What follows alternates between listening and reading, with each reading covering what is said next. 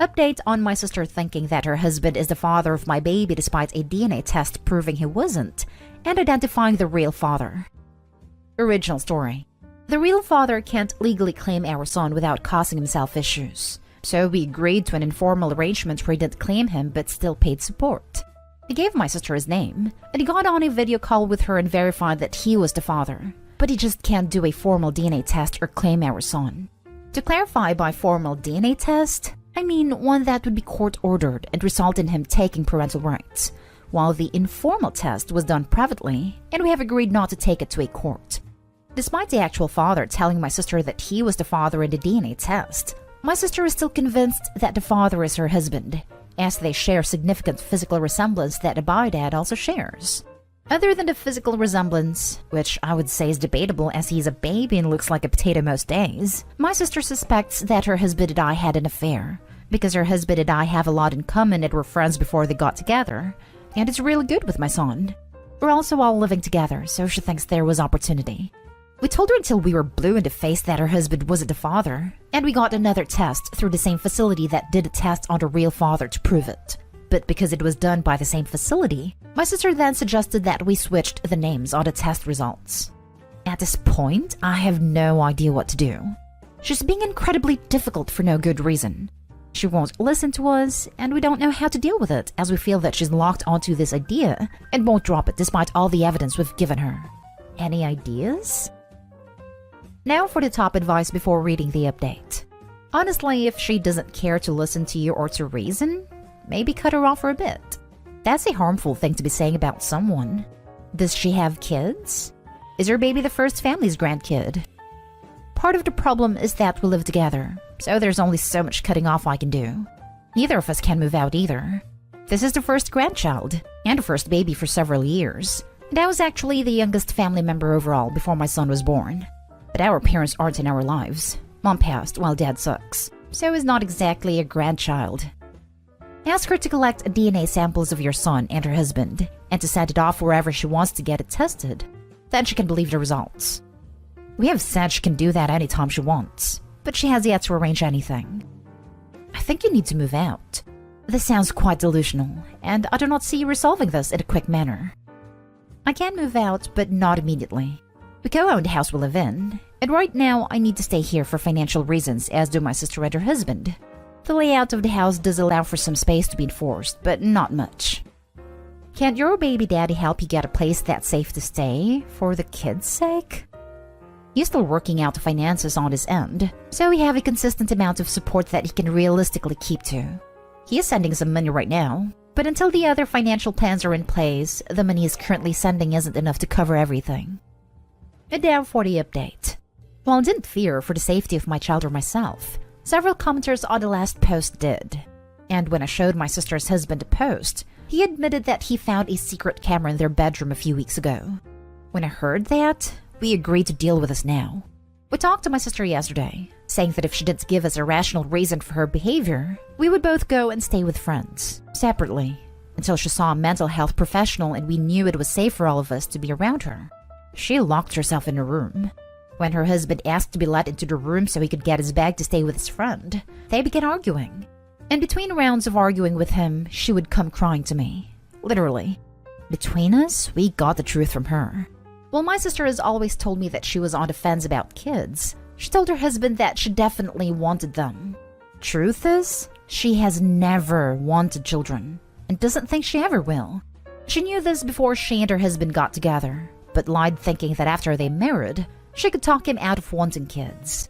She managed to convince him that they should hold off on kids, until I had a baby, which prompted him to ask her about kids again. She realized she had to leave him, but then she lost her job, so he was supporting both of them. A no-fault divorce requires they live apart for years before filing, and my sister could no longer afford this, so she realized it would have to be an at-fault divorce, and it would have to be his fault. She never believed that he was actually the father of my child, but she thought that by freezing out both of us, combined with her accusing us of cheating, being crammed into a small space together, him being good with my son, and our past friendship, it would all lead to us actually having an affair that she could catch on camera. She could then divorce him due to cheating, and rush the process and push for alimony on the grounds that he cheated on her with me while she was unemployed, and without alimony she would be stuck living with me, her husband's affair partner. The only flaw in her plan was that neither of us would ever do that to her. Her husband is currently staying with friends until he figures out what he wants to do. I'm at the house still, with my sister and my son. Things are tense, but she's agreed to sell the house, though she isn't happy about it. She has stayed in her area of the house all day, and I'm hoping she keeps to this. So, your sister is a terrible person. Hope you can see this. She lied to her husband and tricked him into a relationship under false pretenses, basically. Having kids is a huge life goal for some. That's just number one. She is so much of a C-word that she wanted to frame her sister and her husband to have an affair so she could get money? Jesus Christ, what a toxic person. I do know that it was terrible of her to lie to her husband like that. I was friends with him before they even met and set them up, because my understanding was that she was on the fence, but willing to have kids and he wanted kids, so I figured they could work the details out themselves. If I knew that she didn't mean it when she said she was on the fence, I never would have set them up. Technically speaking, she didn't want to frame us. She wanted us to actually have an affair and face the repercussions, but she was also trying to manipulate us into doing it. And her plan was literally for me to sleep with her husband, so it's still not great. I didn't think there was a mental health aspect to this initially, but her plan just seemed so messed up that I think mental health issues might be worth considering. Wow, I really don't understand how you could trust your sister with your health and safety or the health and safety of your son. She sounds insane and dangerous and totally willing to throw you under the bus in any way that would get her what she wants. If I thought we were at risk, I would long be gone. But I don't think she'll hurt us. I think now her husband is out of the house and she's confessed, there's nothing she can do to us, and she knows it. If I do begin to genuinely fear for the safety of my son, I will stay with a friend until I can get my own place. I hope that you've at least made your friends and family aware of what's going on. I just think your sister's behavior is way past what most normal people would consider sane, and there's really not telling what she'll come up with next. We have limited family, and of the family we do have, we interact with different members. I thought I would wait and see what her husband wanted to do. Your sister is straight up garbage. What kind of person does that? Holy hell. She's a freaking lunatic. You should really stay away from her crazy ass. There's really no excuse for that kind of behavior. She needs all the shrinks. We're stuck here sharing a house for now, but she is staying in her rooms at the moment, and I hope that she will stick to that, so she stays in her space and I get the rest of the house. I have no explanation for her behavior. I'm actually thinking this might be a mental health issue. This might be the first time in history that someone has wanted their husband to sleep with their sister. Next story is titled, My wife and her best friend accused me of having an affair, then got angry when I didn't have one. I, 31 male, and my wife, 29 female, had a baby last December. It was a traumatic birth, and my wife developed postpartum depression. While she was originally going to go back to work after the birth, she's been struggling enough that we decided to wait until our daughter was a year old and reassess, and she has been going to therapy weekly. With my wife home full-time, I've had to work increased hours. This is something we discussed prior to making this decision, and she knew this from the start. A few weeks ago, my boss approached me about a project that would require a lot of overtime in a short amount of time. It would both be great financially and for my career. I talked to my wife about it, and she agreed that I should say yes to my boss. For the 4 weeks I'd be working on this, my mother-in-law and her best friend Jessie, 29 female, name changed, would come help out with some of the duties that I typically do. Jessie's a stay-at-home mom with a 4-year-old and a 2-year-old. She began coming over during the day and would watch the kids with my wife. 3 weeks into the project, it became clear that we'd need a few more weeks to get it together. I went home that night and talked to my wife about it. She said she was okay with it, but got very cold in the days after. It wasn't unusual behavior over the past few months, so I didn't think much about it and tried not to take it personally. During the last week of the project, I got home one night and saw that Jessie was still at the house. I didn't think much about it, said hi to her and my wife, and then went to go check on our daughter. But before I could get to her room, I heard Jessie say something along the lines of, "He doesn't even stop to greet you." Definitely a sign. I turned around and asked what it was a sign of. Immediately, my wife started crying, and Jessie started accusing me of having an affair. She told me that I must hate my wife because she has PPD, and I'm not attracted to her because she gained weight from the pregnancy. Neither of these things are true. I'm trying my best to help my wife through her PPD while supporting our family. And I think she looks great how she is right now. She just hasn't wanted to have intimacy and I haven't pushed. Jessie then demanded to see my phone. I told her no. She told me that's a sign that I'm guilty. I told my wife that I would let her see my phone if she wanted to. She nodded and something inside me broke. I guess it was the thought that she actually believed I was having an affair really got to me. And that she didn't trust me after everything we've been through. Well, she looked through the phone and there was no evidence. Jessie started saying that I deleted the evidence. She started screaming and woke up our daughter, so I told her to get out of the house. Eventually, she left, and I went to calm our daughter since my wife was still on the couch crying. When my daughter was asleep again, I sat down by my wife and tried to talk to her about what's been happening. She told me that she's been worried ever since I started working all the overtime. I told her that we'd talked about how good of an opportunity it was, and she agreed to letting me take on this project. She said it was very suspicious to increase the length of the project. I told her that sometimes that happens. She wanted more evidence, so I showed her messages and emails with timestamps from work and pay stubs showing the overtime. She said she believed me and was sorry for doubting me. It was just that Jessie had been telling her that these were all signs that I was cheating. I asked her why she believed Jessie more than me, and why she didn't come to me with her concerns. She didn't have a real answer. It's been a couple weeks and the project is over. I actually scaled back and I'm trying to work a little less than I was before the project so I can spend more time with my wife and daughter. But I feel so burnt out trying to do everything and becoming resentful because in the back of my mind, I know that my wife doesn't trust me. I ask myself what happens the next time I have a project, or I have to run errands one day, or if I have a business trip. Am I going to come back every time to accusations that I'm cheating? I've tried bringing it up a couple times, but my wife tells me it's not the time, and that she's tired or sad. I try to be mindful of her feelings, but I wonder if that means that I can never have any of my own. I'm not sure what to do here. Any advice for how I can move forward? Now for the advice. This is a horrible situation made worse by your wife's friend, who is possibly projecting her own relationship issues on you guys. I would go to couples counseling and keep reassuring your wife that you love her. Depression makes you think crazy things. I hope the best for you. This sounds to me like Jessie is projecting onto your already very vulnerable wife. I'm happy to hear your wife is already seeing a therapist and totally agree that couples counseling is important. But just so you know, your feelings are valid. You are pushing yourself too hard and stretching yourself too thin. It's okay to feel the way you do, but please make sure you address your feelings. Don't bury them because it's not the right time. It won't ever be the right time, which is where couples counseling can come in to help force the conversation. You sound like a wonderful husband, and your wife sounds like she's pretty great too, and hopefully with some help you'll be back to your new normal with your little family. Best of luck, man. Jessie probably projected her own problems into your relationship. You have to tell your wife that she should trust you. Maybe some therapy. Her best friend damaged a lot of something that wasn't her freaking problem. She is the devil on your wife's shoulder. And Jessie should never be allowed in the house again. She's an enemy to the relationship.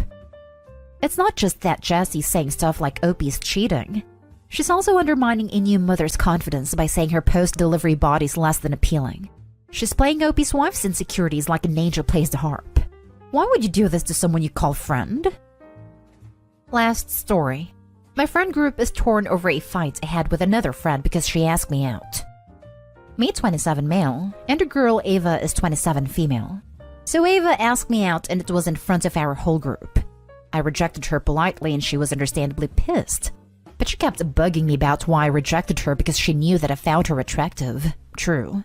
I didn't want to say anything at first, but she kept pissing me off about it. So I finally told her it was because of her past multiple toxic relationships.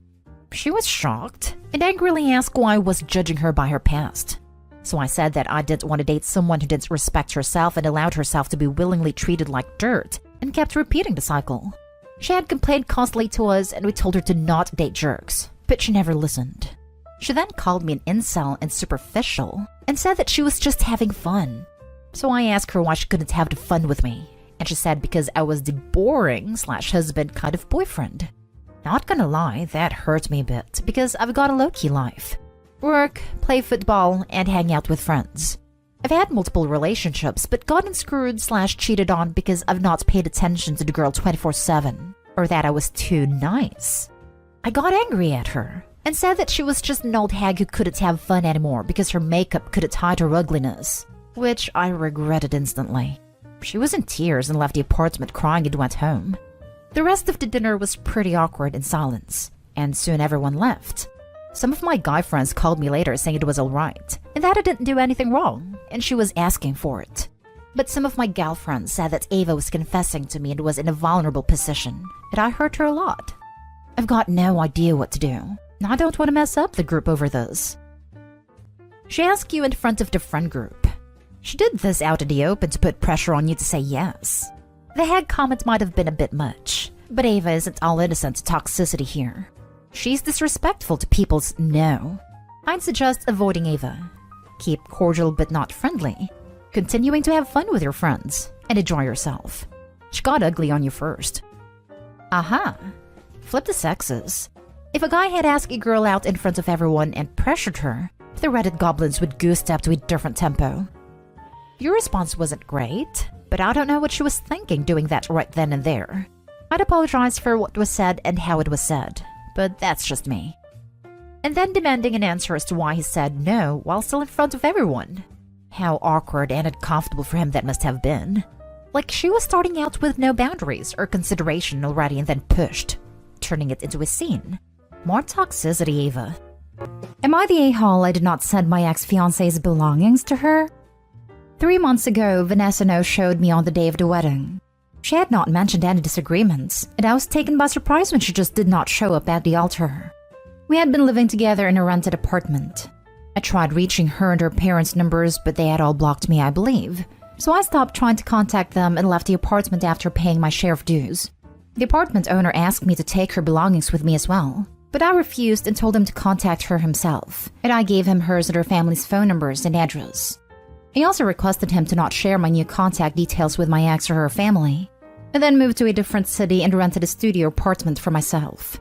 My previous apartment owner called me soon after that to say that he had tried contacting her but couldn't reach her, so he left all her belongings at the police station.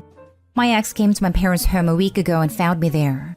She was mad at me for leaving her belongings at the apartment instead of contacting her.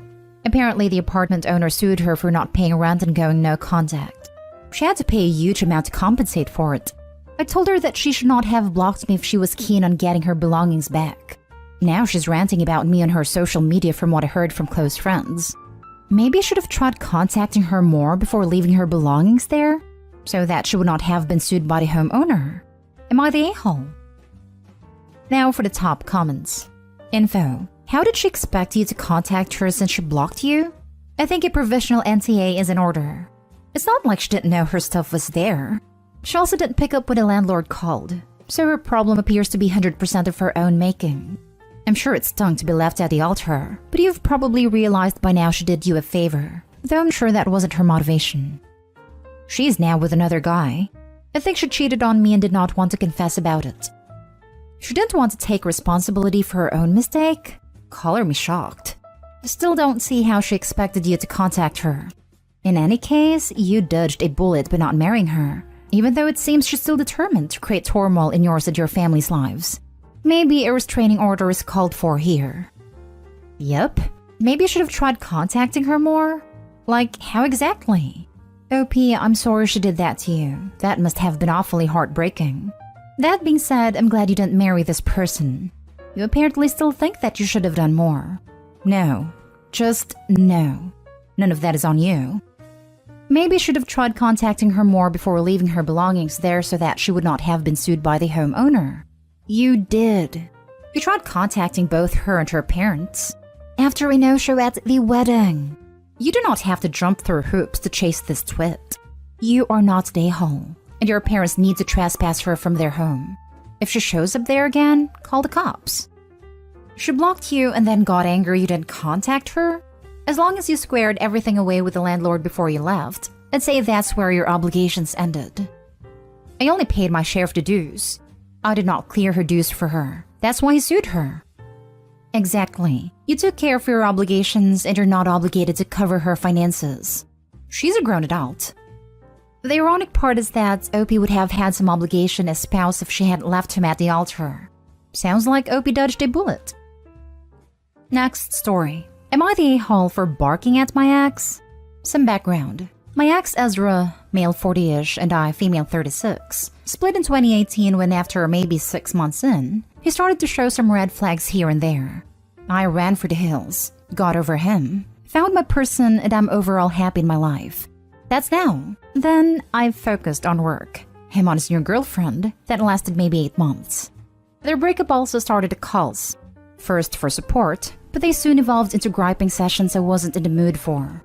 It got so bad I had to block him, but then emails started coming, so I blocked him there too. In the meantime, I moved with my man, 2 blocks away from my best friend and within a mile from Ezra's baby mama's place. I was on my way home from my BFF's. Lovely night. I'm all tipsy and happy, headphones in and walk dancing through the streets, when all of a sudden a wild Ezra appeared with a kid, 13, in tow. Since I didn't hear him calling me, he decided to rip one of my headphones and started yelling this and that. Basically rubbish and how I destroyed his relationship. Never met the girl, so witchcraft it is. And how I'm a huge witch. Well, so I started barking, and kept barking, rising the volume to match his. People were staring, but I'm too tipsy, so I don't give a F. Lucky for him, a clever boy, he got quiet quickly, looked around and left. Eureka! Something works. Since then, every time Ezra bothers me in public, I just bark at him loudly till he runs away. One of common acquaintances is a happy gossip. Apparently, Ezra is, in his own words, traumatized by my behavior. He says I'm crazy, and I'm an a-hole for humiliating him in public. Am I, though? You are a queen. No, you. This is honestly the biggest power move there is. You decided to not play by his rules and give him what he wants. A public fight in front of his kid, and came up with an off-the-wall move that he has no idea how to respond to. Absolutely amazing. Hopefully he'll learn you're the alpha here and leave you alone eventually. Sometimes you just have to be a little louder and boisterous to get people to shut up and leave you alone. As long as you have not initiated a confrontation, shut it down quickly and move along. Your last sentence is exactly what I'm thinking. I've no time for a row in the middle of the street. It's very time effective. 60-second tops and I can go on my own way. You did what you had to do to get away from the crazy ex. If you keep saying that he was traumatized, tell the gossip acquaintance how he assaulted you. Because ripping your headphones is considered ass, and you were so scared that you freaked out and started to bark. Complain that you need therapy now. I'm already in therapy for totally unrelated things. Therapy squared. Thank you so much. It's not as serious of a crime here where I live. Don't worry though, it's not a big issue in my life. He's just a little bee.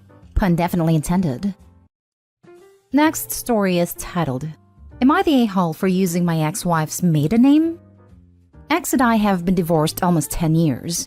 She kept my last name because we have kids or something like that. I wanted her to change it back and told her it was the law that she had to. I don't use my last name for her. I have her in my phone with her old name. When I have to send her a check, I use her old name. When I fill out forms for the schools or doctors, I use her old name. And she says this causes problems, but I'm not sure why. A couple weeks ago, my daughter called her mother during a class at school and asked her what her last name was. Obviously, this made the mother confused. My daughter said that Dad wrote it down as old name, but you always write it as my name. The mother told my daughter that it was my name. The week after that, my daughter brought me a sports paper to sign. The mother had already signed and written her name. Before I signed, I crossed out my name and wrote her old name.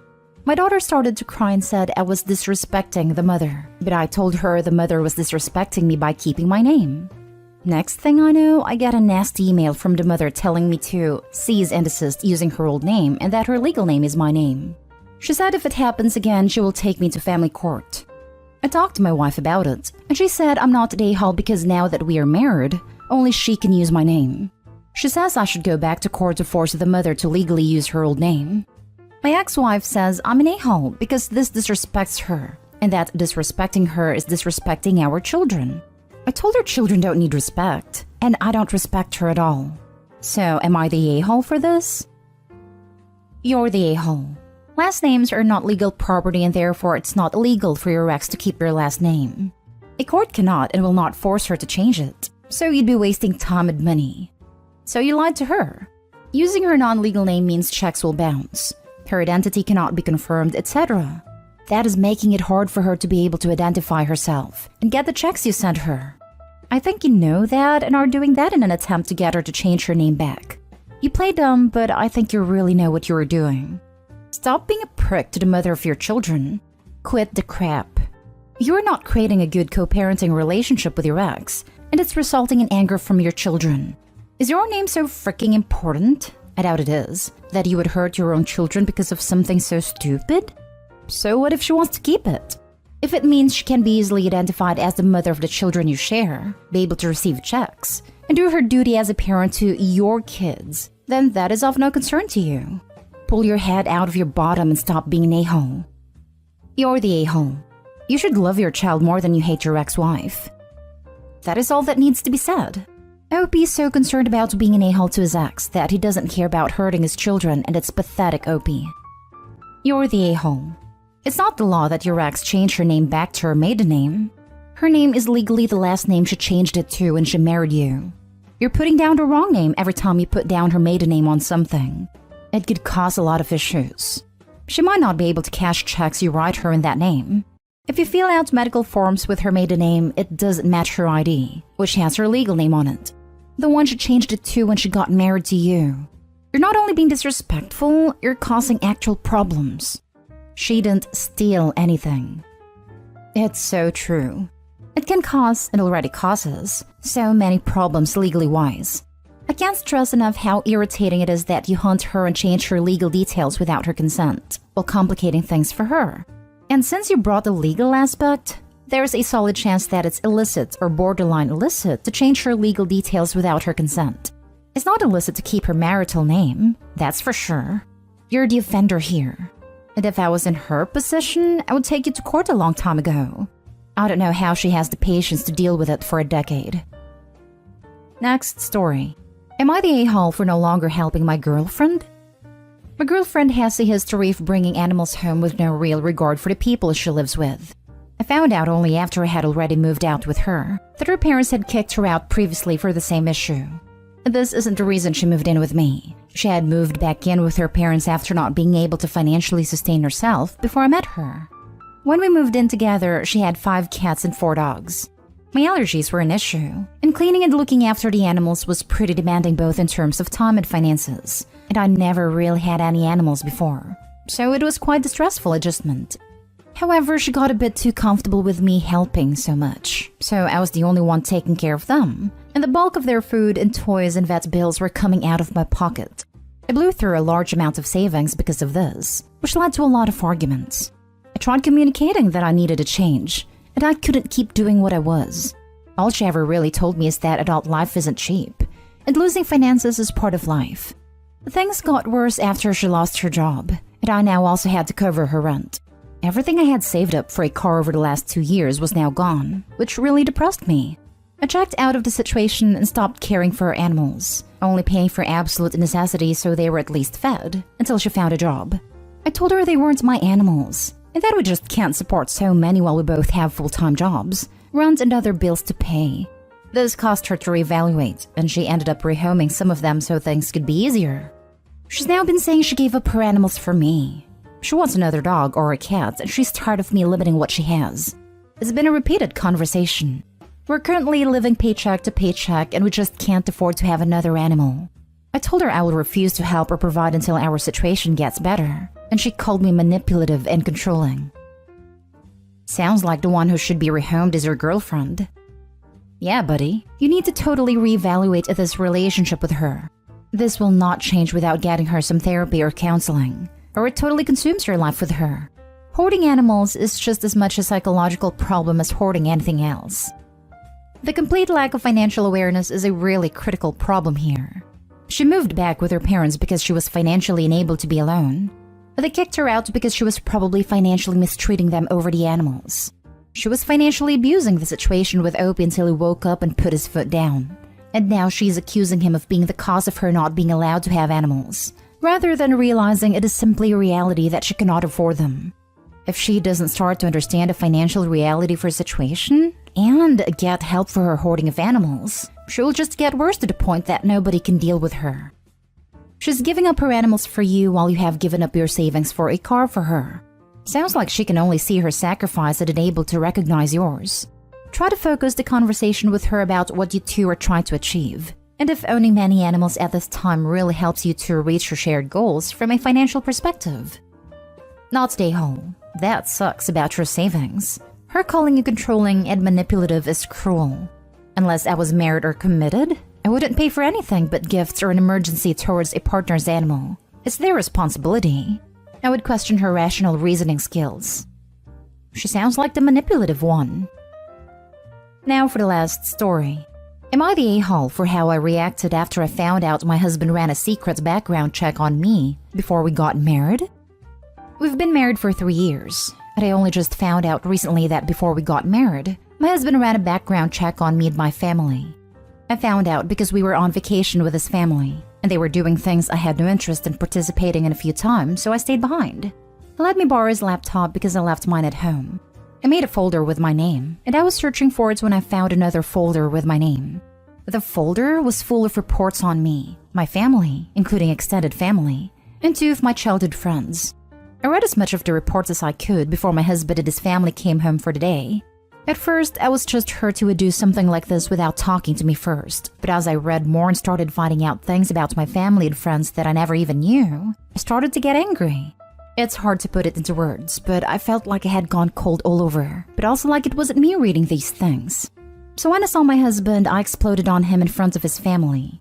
At first, I tried to say it wasn't a big deal, and his cousin chimed in to say it was normal, and he wasn't the only one who had done it in their family. When he saw I wasn't calming down, he tried to get me to go into our room so we could talk about it privately, but I told him I wasn't going anywhere with him and I was leaving. My husband told me to stay, and he would sleep somewhere else or he would leave, but we were staying in a house owned by his parents, and it felt weird for me to stay and make him leave, especially since his family were still there too.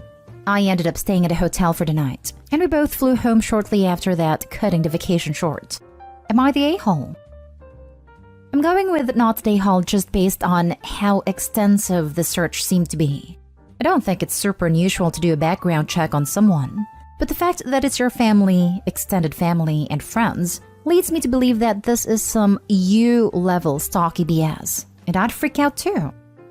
Lol, so funny but true. Joe would be proud. If the family was like politicians and extremely wealthy type people, maybe it would seem normal or whatever. But without that context, I agree. Not stay home. At first, I tried to say it wasn't a big deal. Anytime somebody reaches for the not a big deal and tries to tell the upset person how to feel, they're being a-holes. And his cousin chimed in to say it was normal and he wasn't the only one who had done it in their family. Sounds like the family have normalized a-holes.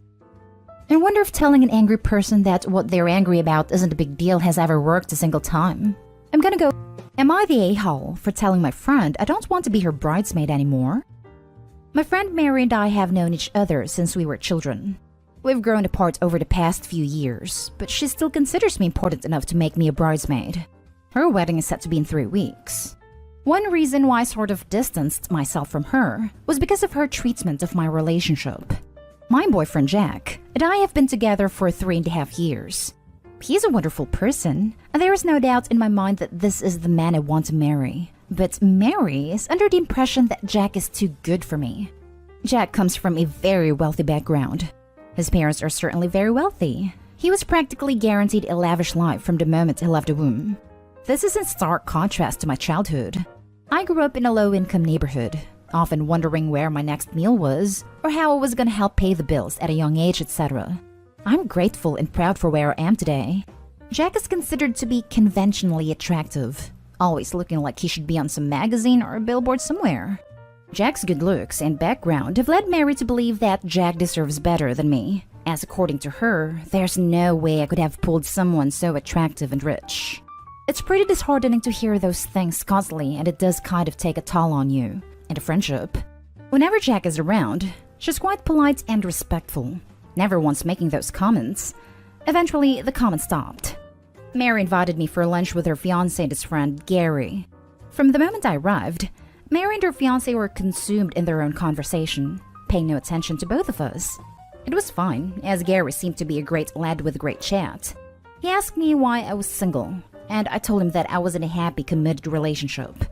He was very taken aback by my answer. He told me that Mary had set up a blind date, double date of sorts for the both of us. I was very confused and slightly angry. I didn't want to be confrontational at lunch, especially in public, so I just carried on with the lunch. Luckily, Gary wasn't upset and ended up making a few jokes about the whole ordeal. I called Mary later on the day to ask her a ton of questions about why she thought it was okay to do that. At first, she tried to deny it, but then she tried to justify it by saying that Gary is a man who's more in my league, and since he was also a groomsman, we needed to get to know each other better. I was shocked by her bluntness, so I just told her that I didn't want to be her bridesmaid anymore. Granted, it was a pretty impulsive decision, but I still stand by it. Mary didn't take it well, trying to apologize and saying that it was a mistake. It's been a few days, and her fiancé has been texting me, asking me to suck it up for the wedding. I feel petty and conflicted right now. Edit. Jack knows about the date. I wouldn't keep that from him. Now for the top comments. You are so absolutely not the a-hole, and you should have dumped this friend the minute she told you Jack was too good for you. Don't let her change your mind. This, not the a-hole. She sounds kind of jealous, to be honest. But this conniving behavior is insane. Be sure to block any more flying monkeys coming your way about just suck it up for the wedding. The phrase flying monkeys gave me a small laugh. Thanks. This girl is not your friend. She's jealous your partner is good looking and well off. I would not only not be her bridesmaid, but I also wouldn't attend a wedding. She has no respect for your relationship. I would simply tell her fiancé that you stand by your decision, and he should be questioning whether or not he wants to marry someone that acts that way. Not the a-hole. What the hell? Is she jealous or something? Because it strongly sounds like it? She not only set you up, she also hurt Gary over this. This is absolutely terrible. And if this is some weird, perfect, upstaging wedding ploy, she needs to stop now. It is entirely understandable to distance yourself from someone who gaslights and manipulates you like this. She has been actively insulting you. Like, it wasn't because she was worried about you. She thinks you aren't good enough and don't deserve him. This is absolutely disgusting to say to someone you consider a friend, and it might hurt your relationship if you have this going on. She was willing to lie to one man. What if she takes that further? Run and don't look back. This woman is vile. God, that's so true. Gary was probably looking forward to the date and was starting to like her, and then gets shut down. Not really, but you know what I mean. Does Mary's fiancé not seeing what a total jerk she is? Hey, let's get your friend's hopes up. Even though she's in a relationship. Maybe she'll break up with her boyfriend for a guy she's met once.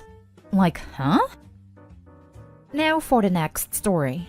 Am I the a-hole for telling my friend that her ignorance is astounding and not removing a post that offends her? Yesterday, it was Father's Day here in the US.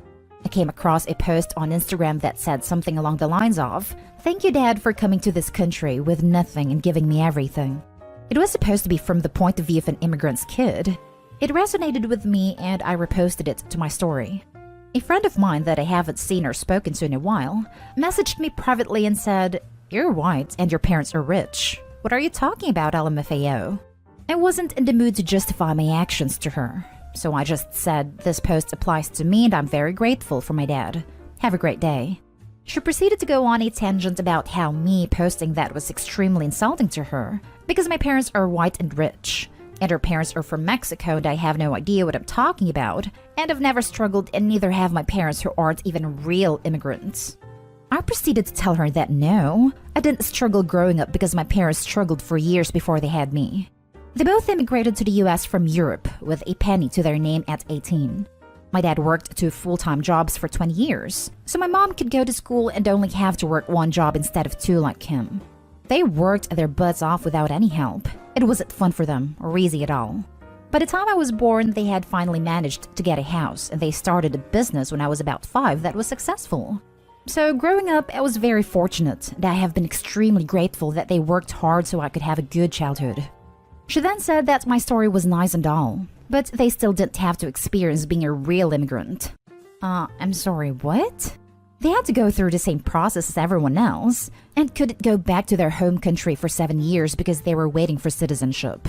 I asked her to tell me how they weren't real immigrants. She said it didn't count because they came from Europe. I wasn't gonna sit there and play immigrant competition with her, so I told her that her ignorance was astounding and I was done with this conversation. She replied telling me to take the post down, but I didn't. The post was showing gratitude to an immigrant parent for working hard to provide a good life for their kids, and that's exactly what happened here, so I'm leaving it up. My other friend says I should be more sensitive to the situation and understand what she was trying to say. Am I the a-hole here?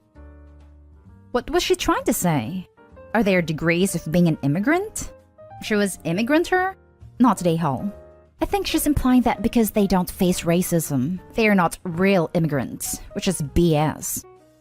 While she is right that white immigrants and POC immigrants have wildly different experiences immigrating in majority white countries, and just for context, I'm a white immigrant from a white country to a white country, that doesn't mean she could give you a lecture. It's not like you said that you went through discrimination based on your race. You just reposted it because it also factually applied to you. Her going off in some rant about real immigrants is dumb and not relevant at all to what you were saying. Not the a-hole. I don't know where Opie's family is from, but you also have to consider that around the time that I suspected Opie's parents moved here, 80s/90s, a lot of Eastern European immigrants were subject to a whole lot of xenophobia and discrimination, thanks to the still rippling after effects of McCarthyism and anti-communist sentiment in the wake of the Soviet collapse. Of course, this isn't applicable if Opie's parents were from Western Europe, but it's still something to think about. Yep, my wife is from Bulgaria. She still gets the commie moniker tossed at her occasionally. That or people think she's Russian and that she must be a spy using me for information. Not the a-hole. This is not the immigrant Olympics. Bless your parents. Next story. Am I the a-hole for telling my friends it must be nice to have people pay for stuff? I have two former roommates/friends, Michelle and Amy, obviously fake names. Michelle works in retail management and has been with her company for years, so she has a lot of PTO. She's also married to a man who makes a good amount of money. Amy has been on disability since an accident and also has her mom financing most of her life. I'm single, live on my own, and work as a year-round preschool teacher, started this year. Therefore, I have very little PTO, and I don't have a lot of disposable income like they do. We all live in different states. In December, Michelle had a miscarriage. I was there for her as much as I could be from a distance, but I was guilted on more than one occasion that I didn't come to see her. 1, I couldn't afford a flight. 2, I had just finished my probationary period at work and had no personal time off yet. They then tried to plan a few trips which again, I couldn't take time off for. They would get frustrated with me and I'd try to explain I can't take off with no notice. I kept suggesting weekend trips, but they said those weren't worth it. Finally, we all agreed on a trip for the 4th of July weekend. I have some PTO now to take off that Friday and Monday, and I'm obviously off on the weekend days. I was super excited. Then Michelle canceled due to personal reasons, wouldn't elaborate, and I understood, said I was there for her, etc. Yesterday, I saw Amy post on Facebook that she can't wait to see Michelle over the 4th of July weekend. I was confused and texted Michelle asking if the trip was still on or not. I didn't get a response for a while, and finally Michelle said they didn't want me coming. They were mad that it took me so long to agree to a trip, and she still wasn't over me not visiting her during her miscarriage. I got really upset and explained myself. Amy chimed in, group chat, and said I care more about work than them. I snapped and said it must be nice to have a husband who can pay for these trips and a mom to pay your bills. They both got mad, and no one's spoken since. I'm starting to feel bad and wonder if I sunk too low. Maybe I'm being a bad friend? Am I the a-hole? Now for the comments. Absolutely not the a-hole. Your friends are not trying to understand you, but still want you to follow their every wish. That doesn't happen. That's very entitled behavior on their part. If they can't even respect you, you'd be better off without them. Sorry that some of us live in a reality and can't drop everything at a moment's notice. Opie needs better friends. And since she doesn't live close, she has a perfect way to break free. Block them, Opie. Make new friends where you live. Not the a-hole. Your friends are basically ignoring your circumstances while only caring about theirs, putting their needs above your constraints. If they are truly friends, they would have recognized these constraints of yours and be more understanding. It sucks to suffer a miscarriage, but you being there for her doesn't mean you must physically be there. You were there for her morally and also virtually. If she truly needs someone to be there physically, why can't she visit you instead and have a change of pace at the same time? Why must it be you don't have PTO yet to do so? The self-centeredness of both of them is so appalling. I've often wondered this, why don't they come to me? And I think it's because I live nowhere exciting. They both live in big tourist areas, so it's fun. I live close to touristy things, but there's not a whole lot to do. So I guess I'm not exciting enough? Not today, Hall. Glad you didn't spend more money on the trip as they are not friends. These witches are horrible, judgmental elitists. Really disgusted in their behavior, but now you have more time to take care of you. Last story is titled, Am I the a-hole for not teaching or helping a child learn how to swim? For context, I'm a 14-year-old girl who is pretty small and could look 12.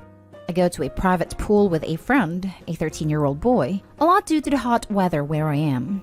All the lifeguards know us, and it's pretty fun when I go. More of our friends and their siblings are there most of the time. It's not very crowded, but still pretty big, with a 2-feet side and the deep end is 8 feet. I went a couple of days ago with my friend. When we got there, his sister and her friends were there too.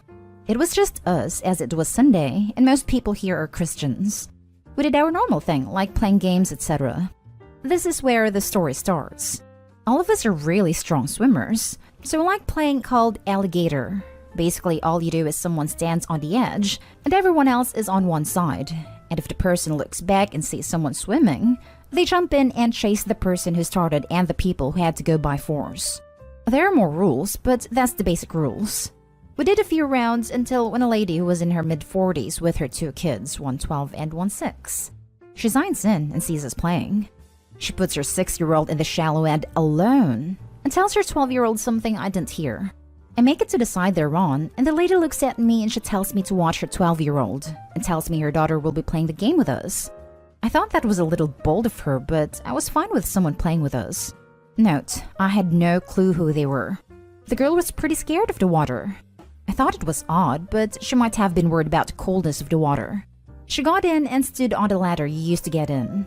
By the time everyone was on the side, the round started and the girl didn't go.